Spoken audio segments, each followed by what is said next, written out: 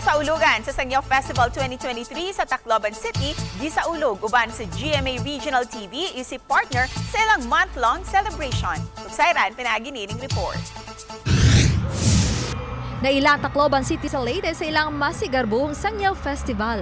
Matag tuig lain-laing mga events ug activities ang giandam sa syudad aron pagsaulog sa maong kapistahan. Usa sa kalihukan ng Miss Tacloban 2023 nga mibalik human sa 4 ka tuig.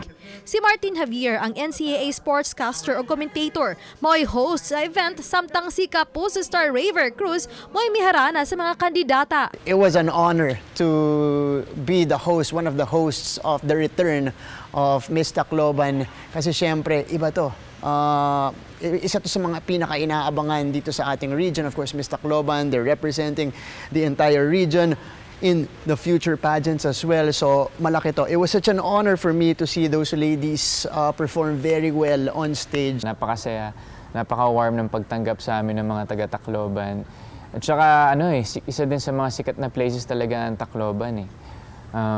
So alam ko matagal na nung huli ako nakabalik kaya happy ako na nakapunta ulit at nakabalik ako ngayon. Kasi nga, di ba yung nangyaring pandemic, at least ngayon, kung saan na ulit kami nakakapunta, malapit na sa inyong lahat. Laing highlights mong Sangyaw Festival nga miila sa mga balikbayan gikan sa naglaing nasod aron lang mosalmot sa kasaulugan. Ang Sugbuanong The Clash Season 3 Grand Champion ug usa sa Queendom, Jessica Villarubin, maoy guest performer ni ining panagtapok. As in, super overwhelming and grabe ka. Ako nagtuo nga grabe ka init ilang pag welcome na ako dere and nag-enjoy jud ko last night.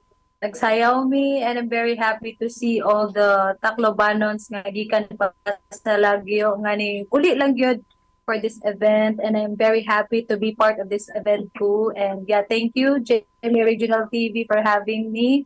Gibisita usab ni Jamie Robinson sa Voltes 5 Legacy nga gidala ni Isabel Ortega ang mga Taclobanon sa GMA Kapuso Village sa Tacloban North. Nakigsadya usab si Steve Armstrong, si Miguel Tan Felix, kuyog si Isabel atol sa Sangyaw Parade of Lights.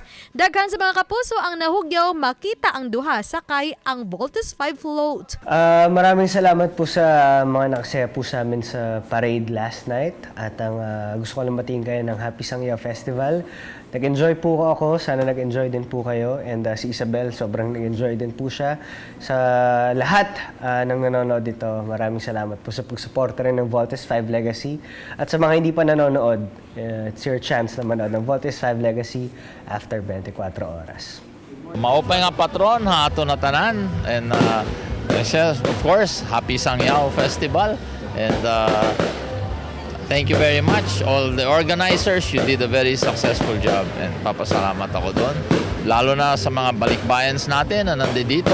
Maraming Taclobanon coming from different parts of the world, and they're here with their relatives, having their reunions, and I'm very happy for that. Usa lang ang Sangyaw Festival sa daghan pa mga piyesta sa nasod nga bisitahon sa GMA Regional TV aron mas mapaduol pang mga Kapuso star sa lain-laing rehiyon.